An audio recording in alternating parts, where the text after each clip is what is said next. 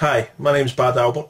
Bobble Rob has invited me to be a guest reviewer this week on The Rough Cuts, and I've decided to review the film Buried.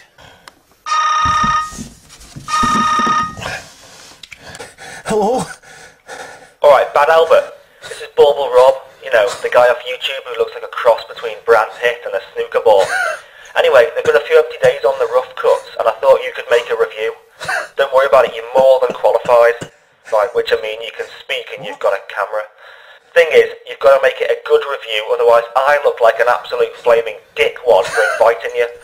And I don't know if you've noticed, but I am the most popular person on the channel, if you don't include people with boobs and nice teeth. My 3D reviews have gone down really well with the two people who've got 3D glasses. Anyway, don't screw it up or I'll inject your entire family with hepatitis. What? Laters! Yeah, I'll try.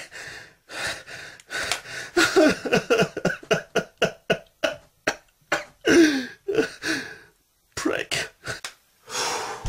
Buried was directed by Rodrigo Cortés and stars Ryan Reynolds, whose previous films include things like Van Wilder, The Proposal and X-Men Origins. He plays a US trucker working in Iraq who has been kidnapped, and the main character awakens in a box. The film opens in darkness and there's a lot of sort of muffled sounds and sort of scraping and grunting and groaning going on, which is quite funny to watch with the subtitles on if you're, you know, looking for a bit of a laugh in this movie, which is about the only one you're going to get, because it is kind of quite intense, really. So yeah, the main character, he awakens to find himself buried alive in a box or a coffin, and at first he doesn't know who put him there, how he got there, anything about it, until he begins to remember that his convoy had been attacked by terrorists and most of his colleagues had been killed. And in the box with him, he's got a mobile phone, and he's got a knife, and he's got a flashlight, and some water as well, and a lighter. So at first, you know, he sort of gets free of his bonds. He tries to phone various people, like his employer and, you know, this kind of thing. He tries to phone the FBI, and you know, they can't do anything for him because he's in Iraq, and they sort of suggest that, you know, he sort of calls his employer and all this kind of thing. So it's quite interesting, the sort of the play on the sort of modern frustration with sort of, you know, automated responses and people just sort of doing their job and following procedure while he's stuck in a box, and you see his frustration mounting. And all the while, you know, the air is running out and the battery on the phone is running out. So it's like it's a race against time. And the interesting thing is that the whole movie takes place in the box. There's nothing else. It's just him in the box. And that's quite daring. It's quite ballsy filmmaking, I think. You know, there's no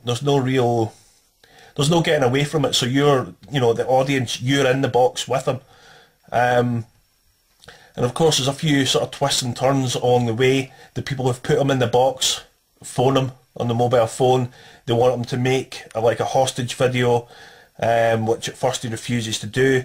And he eventually gets through to a sort of working group who try to help people who've been taken hostage and try to rescue them and all that kind of thing. And that's where it gets really interesting, because the sort of British guy, it's a British guy that he's talking to, who's the sort of head of this sort of force, trying to keep him calm and assure him that they can help him. And, you know, there's been a lot of hostage taken before and a lot of people have died, but he has managed to save one or two people. And the main character asks, name one of the people that you've saved, and he says Mark White. So this guy Mark White is one of the ones that he claims to have saved. And that name, you get to hear about this person at the sort of climax of the film, but I won't give it away. And it's very claustrophobic. A couple of things sort of happen. There's a snake somehow gets into the box, and the only way that he can deal with it is with fire, and he almost manages to sort of set himself on fire, but that's quite a tense moment as well. So it's bad enough that he's stuck in the box, the oxygen's running out, the battery on his phone is running out, he's running out of time, and the snake has to come in as well, as if things weren't getting bad enough. But this is it's an interesting thriller, and you really get quite quickly involved in the plot and what's going on and the plight of the main character. Does he make it out alive, or does he not? Is he rescued, or is he not? We expect that he should be rescued. He's going to be rescued because he's the hero, and in these sort of films, you always know that the main hero, everything works out in the end. So that you kind of set up in a way to expect that, yeah, of course he's gonna get out of there, but still it's very claustrophobic. How's he going to get out? How are they going to save him? How are they going to find him? And his struggle along the way. And it's a very good little movie, and definitely worth a watch. The shit. If I can only get out of here somehow and upload this video to YouTube. Oh fuck. A snake. Oh God Christ. I'm gonna die in here. I'm gonna die in this fucking box.